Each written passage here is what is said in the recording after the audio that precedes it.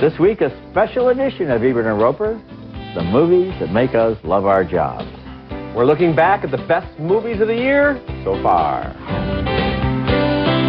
Show us the boot! Show me the boot! Hey, buddy, you're one gutsy racer. Oh, hey, Mr. the King. You got more talent in one lug nut than a lot of cars have got in their whole body. Really? Oh, but you're stupid.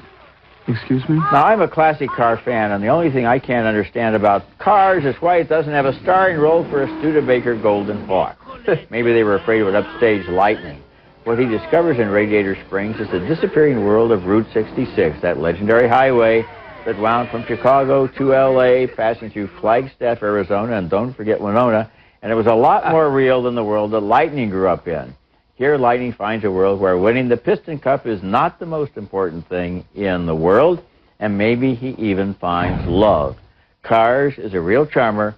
Thumbs up. It's very endearing that you missed your beloved Studebaker. Maybe Cars 2, a Studebaker's dozen, they could call it. That'd be we nice, take from there. But you know, Roger, there's even genius in the simplicity of the title of this movie. It's Cars. I mean, this is like the perfect Pixar movie. You got cars, you got a great story, you got great voice work, the animation is beautiful, and I'm telling you, I didn't think it was possible to get a little bit choked up watching talking cars have their moment of truth, but that big final scene where certain things happen, I found it really touching. I mean, this is a worthy addition to the great Pixar library. They've hit another home run. I love this movie. I loved it, and it's a lot of fun, and the kids will love it, but it really does have some nice, sweet messages as well. You got choked up at the end of Cars and didn't like the Beagle in Saving Shiloh. Well, I guess you know, what can I tell you? If it's done well, it's done well. City boy. I love Beagles. I'll put a Beagle in a car someday, but Cars. This movie is a lot of fun. Cars better than dogs. Mitchell. I want you to come to Mexico. What for? Marry me. Even why? Jones won the Best Actor prize, and Guillermo Arriaga's script won top honors at last year's Cannes Film Festival. I can see why. They have collaborated to create a unique, a memorable, a modern Western. It's playing in limited release. It's definitely worth looking for. Big thumbs up, Roger. Big thumbs up for me, too. You know, you talked about Peckinpah, and this movie did remind me a little bit of Bring Me the Head of Alfredo Garcia, and also, in its own way, Treasure the Sierra Madre, because it shows these men who live very close to the earth without much of a domestic life and a sense of honor to each other. And Jones is simply so implacable and so unyielding and so determined and so tunnel-visioned, if that's a word, to take this kid down there and teach him, actually, not just to get revenge, but to teach him how profoundly he was wrong. Well, and we get to a point where even though the Barry Pepper character is such a lout, that you start wondering if the punishment is now exceeding his crime. I mean, the stuff this guy has to go through. Also, I think in the first half of the film, there's a tone that's very realistic, where we see the lives of this patrolman from Cincinnati and his wife, who's very restless, and the life of people who live along the border there in West Texas. And then when they get to Mexico, it becomes almost like Don Quixote on this fable type of a thing. I mean, it really changes tone. The small town stuff has a lot of irony involving secret relationships that people don't know about that's very nice. And then at the end, of course, there's even more irony. And it's not just a revenge story. There's really a lot of stuff going on. One of those journeys you got to stick to it. You got to stick with it. So that was Frankie and Johnny, and that's the end of my song. She put a hose in his tailpipe, 'cause he had done her wrong. He was her man, and that's all she wrote. There's a sense of elegy in the film, a sense that something wonderful is coming to an end, and the way to handle that is not to regret it, but to treasure the memories. The program's actual sound man and house band play themselves, and Keeler drives everyone crazy by being so casual he can barely make it to the microphone. And the music and the jokes all work, and the timing between Tomlin and Streep is awesome. Thumbs way up. Well, good for you. I'm glad you're going to enjoy your cuddling with this movie. I'm giving it thumbs down. You're not. I do think, You're giving this movie thumbs down. I am giving this movie thumbs down. I'm going to tell you why. You have the appearance of a human being, but in fact, you are an android. Well, you're the one cuddling with a movie. I think it has a lot of spirit and style. I think a lot of it has to do with my thumbs down, Roger, has to do with the fact that I'm not a fan of a Prairie Home Companion. Oh, wow. I've always found it to be a little smug, a little elitist. and you talk about the jokes and the music. Either you like that brand of music and humor, or you don't. Well, I'm not a huge fan. All the time. You do. I'm here for them, and I think if you haven't noticed for the last 6 years, you know, I often leave the room when you get to your third or fourth joke. You know, Garrison Keillor does a lot of that. You know, this show's brought to you by Johnson Shoe Polish. It's polish for your shoes. I mean, like and you that. either like that or you don't. I like it. And there must be about 30 songs in this movie. Yeah. I don't find them that entertaining. How about Red River Valley? How about it? You're not going to get a better song than that. It's not for me. I don't enjoy that kind of music. I don't enjoy that kind of humor. All I can say is performances are very good, and I will say this. Somebody like Lindsay Lohan, we just saw in a horrible comedy called Just My Luck a couple of weeks ago. She's wonderful here. Well, I'm going to say this. There are people who love the radio show. Of course, and they thought this movie was going to screw it up. It doesn't. No, well, if you love Keillor wrote the movie. You know. If you love the radio show, you're going to love the movie. Yes. And I think it's very much an Altman movie as well as a Prairie Home Companion movie. I like the Altman part of the equation more than the Prairie Home Companion part of the equation. Let's move on. An android. You're an android. And we'll be back with more of the best films of the year so far, including some that you may have missed.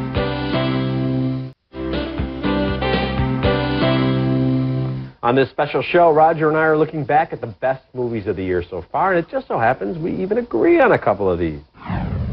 2 aircraft hit the World Trade Center. Just left north, the weather was beautiful.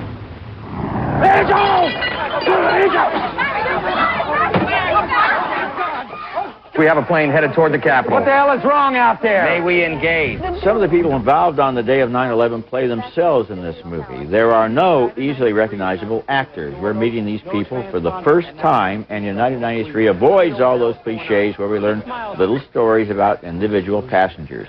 Nobody is introduced, nobody's explained, nobody is developed. They simply react to the situation.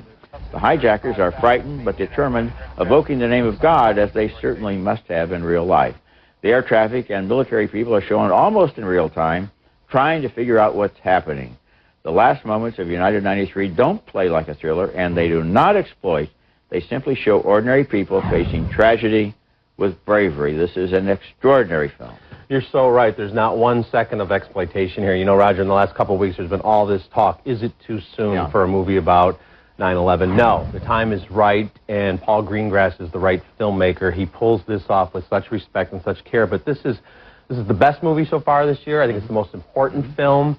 It's tough to sit through at times. Of course, we all know what happened, but I think you mentioned how there's no extraneous stuff. It's basically in real time, the 90-some minutes on that flight, and that serves to put us right there with these other passengers. And as you said so well, we don't know that much about them. We've read a lot about some of these people, of course, in real life, but we're just like another passenger on the plane. So, I mean, I just think it is so well done. And you think about the filmmaking process. Think about them doing multiple takes of these intense scenes. I mean, the actors here, including the real people who are, some of them are portraying themselves, do such a good job. You know, the movie doesn't make any commentary at all about anything. It only knows what anybody could have known at the moment. Right. At that point in the day on 9/11. It doesn't know anything from later. It's never heard of Osama bin Laden and so forth. It's really fascinating how much trouble the military has. First, they get up 2 fighters, but they're not armed. They're not armed, A couple of other planes head over the ocean for some reason.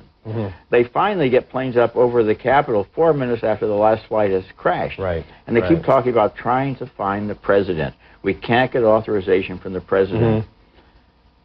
I don't know about you, but all I could think of was that scene in Fahrenheit 9/11 with Bush. Of course, because we know, in of course, the more than these characters know. Doing nothing. But, you know, it's also interesting, Roger, that on the plane, here these passengers are, they're in contact with some of their family, and they're telling each other, 2 planes hit the World Trade Center, another plane's been hijacked, and they're getting information, and that's when they decide to act. But the characters on the ground, the air traffic controllers, the military people, the FAA, the guy there, they all make smart decisions with limited or erroneous, incorrect information. I mean, amidst all that chaos that was going on there, a lot of people actually did the right, heroic thing, even if it was deciding not to act, in the one case, telling the pilots, don't shoot down any planes. We don't know what's going on. For example, it turns out that for a long time they thought a Delta flight had been hijacked, and it wasn't. So we get all that here. This is a great film. Good movie. Ever since you found out there was such a thing as the National Spelling Bee, you've seen yourself holding up that trophy, but if you can't say it, you can't win it. So say it. I want to win. Say it louder, please. I want to win. You want to win what? I want to win a National Spelling Bee! Tequila's key relationships involve Fishburne as her coach and Bassett as her mother, and they bring a depth to the movie that makes it much more than a teenage story. This movie really surprised me with its emotional impact, and a lot of that is because Keke Palmer makes Aquila a complex and incredibly sympathetic character. Thumbs way up. I'm with you, Roger. I think Keke Palmer, the fact that she's so young, should not disqualify her from awards consideration. It's that good and that complete, and it's a lead performance. She is the heart of this movie, although everybody's really good. And, you know, it's just such an uplifting film. And, yeah, there are times when it maybe goes a little over the top with the musical montages with everybody helping her out. But I don't care. I was rooting for her as well, and I love the way the whole neighborhood came together. And I like that even the Lawrence Fishburne character, there's more to him than the cliched, stern leader. And same thing with Angela Bassett as the mother. Everybody has their moment, has their scene. She is able, the young girl is able to go to both of these adults and help them because she can see that they need help in a way that she can give. And also what I loved about the movie is it really deals with that culture of hiding your light under a bushel. Yes. You know, that she's afraid all the kids in her school will call her a brainiac. And actually, once she begins to get somewhere, she empowers them to applaud her and to envy her and to try to And she becomes a rock star in the neighborhood. It's great. It becomes a very good movie. When we come back, more of the best movies of the year so far.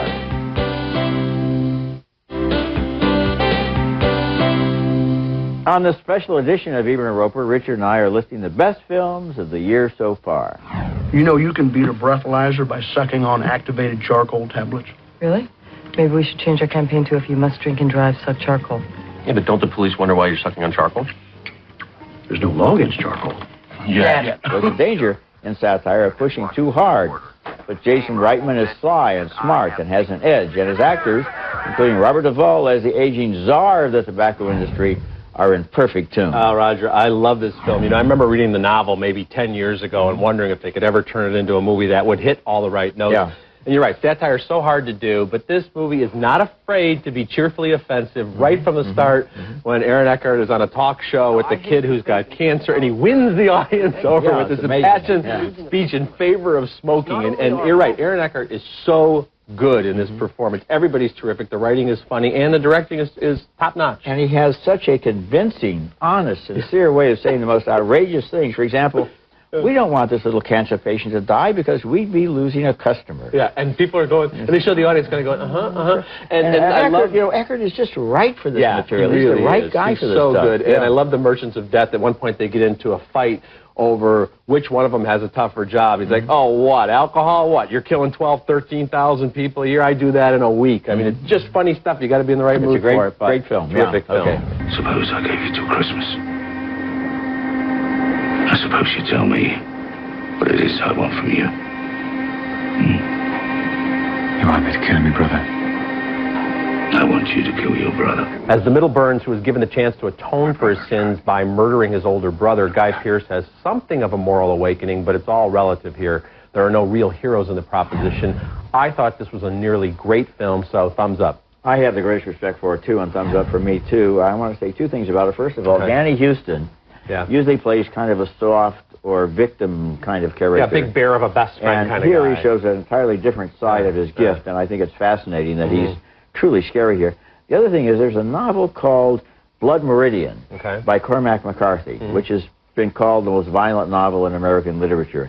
And this is the first movie I've seen that suggested to me that Blood Meridian could also be made into a movie because it has some of the same notes, some of the same darkness and ruthless violence. And you're aware right from the start, Roger, the opening shootout, just the sounds of the bullets and the way they hit flesh, this is a very different kind of violence than we see in something like, for example, Mission Impossible. Oh, yeah, it has a really intense sense of time and place and desperation. Absolutely. What do you think? Have a look at the color. I saw the color the last time I looked. It registered. Well, it's what I call not white. Well, what color would you call it? I'd concur with not white. I'd go further. I mean, it's not yellow.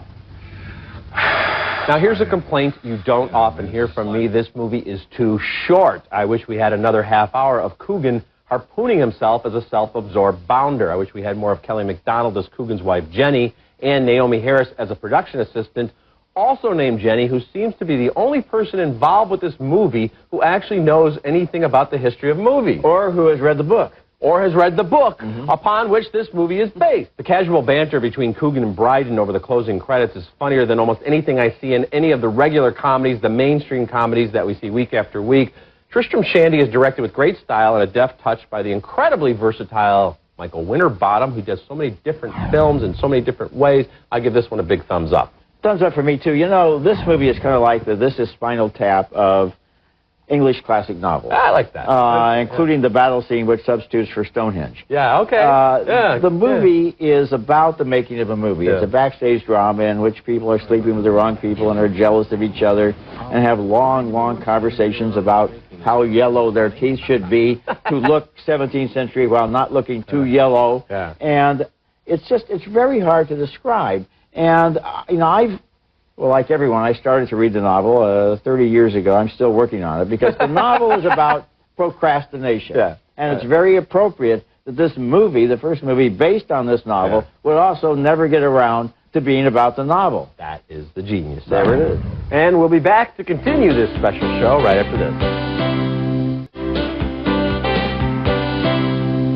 It's the best movies of the year so far, some of which you might not have even heard of. So when the Mets lose, they just lose.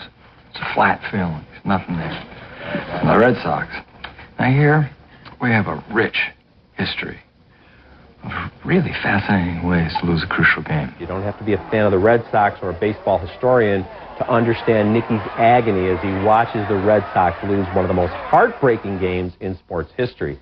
But when he hunts down Schwimmer, well, you know what? See Game 6 for yourself. It's one of the best films of the young year. I totally agree with you about this. The screenplay is by Don DeLillo. It's his first original screenplay. It's based on material he's used before in his novels, especially involving baseball and the craziness of trying to move anywhere in New York traffic, which always leads people into strange I love that. psychological confrontations with each other. And Michael Keaton is so smart. He plays smart here. And his relationship with the other characters in the movie is so complex that it's not just, oh, I hope the Red Sox win because then my problems are over. It's about a man whose entire life is on the line. It is just brilliant in that scene in the bar with all these Mets fans, and they're watching the real footage, and he's with this cab driver who's got her grandson with her, and she's giving him little pieces of philosophy, and he's repeating certain catchphrases.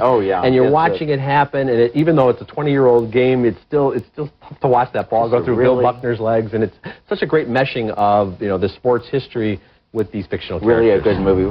So, where do you live? I live with my mom right now. Oh, really? Yeah, it's just a matter of money, really. Oh. Trying to save up. It's the easiest way to do it. Yeah. Soderbergh worked with the unknown but surprisingly effective actors to improvise their dialogue, creating hardworking, underpaid people, two still living at home with their parents, who lead lives of quiet desperation. See it in theaters if you can. That's the best way to see it, or on cable, or on DVD. Unlike a lot of smaller films, which we get these calls all the time for people saying, I can't see that movie in my state. Get to it, right. This one is going to be widely available, and of course, that's the whole point. Yeah, and that's, first I want to say a word about this whole delivery system controversy. For a film like this, we just mentioned a movie like Junebug that's available on DVD. I say, great. Get it out there on cable, get it out on DVD and in theaters all at the same time. This isn't King Kong coming out on DVD. I think that day, one day, will come when major studio releases come out on DVD and on cable at the same time. People who want to go to theaters will go to theaters. People who want to watch it on DVD will be glad to have that opportunity. What could happen right now, you go to see the Rolling Stones at the United Center, you come out, you buy their album in the lobby. Yeah. I think now people can see a Broadway movie. play, you can get the soundtrack. If they like the movie enough, they'll come out, they'll want to buy the DVD. Now, more to the point, and what's really the important thing here is I agree with you, this is a masterpiece. It's a great film. You have that non-acting acting, which might not work in a different type of movie, but works perfectly here. I mean, these performances are very good. I know people who have lives like this. It's not that different from the town where I grew up in. There's no condescension on Soderbergh's part, like, oh, look at these poor, pathetic people. It's just so devastatingly accurate in portraying these lives and what happens to these people. That's exactly the way I felt. I mean, these people are just from that area. For example, the actress who plays Martha manages a KFC store. Yeah. And yet, every moment of every scene involving these actors, and also the local police chief or sheriff, I guess. The investigator, who is actually a local investigator. These people are totally convincing. The dialogue has such a great ear for exactly how people might talk to each other. Absolutely. What's going on is not made into false melodrama, but actually develops organically, and we get totally absorbed in this movie, and it's really, really a good film. Most murders that occur out there, Roger, are more like this one. They're not on the Fox News channel. There aren't, there isn't round-the-clock coverage. It happens just out of one moment. That's all I want to say about this, because I want people to see this film. Yes, yes. The best movies of the year so far. We'll be back to tell you which of these movies are already available on DVD right after this. There's a funnel cake carnival going on at IHOP. Crispy funnel cakes smothered in fruit and whipped topping and served with all your favorites. America's #1 value price internet service is only $9.95 a month. Net Zero is easy to use, safe, and reliable. Net Zero. Join the millions. Don't search all over the internet to find the best deal. Just let your mouse lead you to Motel6.com, and you'll save time and money. Piece of cake, or piece of cheese. For people with diabetes, testing with Freestyle is virtually pain-free. Virtually pain-free testing means happy fingers. Closed captioning for Ebert and Roeper is brought to you by... Technically, it's called urinary tract infection, but most women refer to it as... Until you get to the doctor, get Azo. I have genital herpes, and I try to be careful. Very careful. Very careful. Then my doctor told me something surprising. One study found that up to 70% of people who had genital herpes got it from their partner when they had no signs or symptoms of an outbreak. And it doesn't matter how few outbreaks you get. You may still spread herpes at any time. Now I take once daily Valtrex to reduce my risk of passing it on. Valtrex is the only medicine proven to reduce the risk of spreading genital herpes. Always use safer sex practices with daily therapy, which also includes avoiding sexual contact when you get or think you're getting an outbreak. There's no cure for herpes. Even with treatment, it's possible to spread herpes. Valtrex is for adults with healthy immune systems. To avoid a potentially serious complication, tell your doctor if your immune system isn't normal because of bone marrow or kidney transplant or advanced HIV disease. Ask your doctor about once daily Valtrex. Now I'm doing even more to reduce The risk of spreading genital herpes, and I feel good about that. taxes, traffic, dandruff, You have plenty of worries. But your certified used Toyota isn't one of them. All these quality Toyotas now feature a 3-month, 3,000-mile comprehensive warranty from front to back, top to bottom. And that's on top of our 7-year, 100,000-mile limited powertrain warranty. See your Toyota dealer for great low financing on certified Toyotas. The best new cars make the best used cars. Toyota, moving forward. The reviews are in, and Cinetopia is a hit. I've never seen digital high definition in theater before. It was unbelievable. We love the gourmet butter bar. A big leather chair with a footrest. I've never been so comfortable at a movie theater before. It's the only movie theater that has chocolate cake and cookies, too. Wine tasting, dinner, a movie. It's so easy, all in one place. See for yourself the most amazing movie theater experience anywhere. It's just a short drive to Cinetopia. So out of all the movies we've mentioned this week, Bubble, Game 6, and the 3 Burials of Melquiades Estrada are on DVD now. Tristram Shandy will be available July 11th. That's it for this week's show. Until next week, the balcony is closed.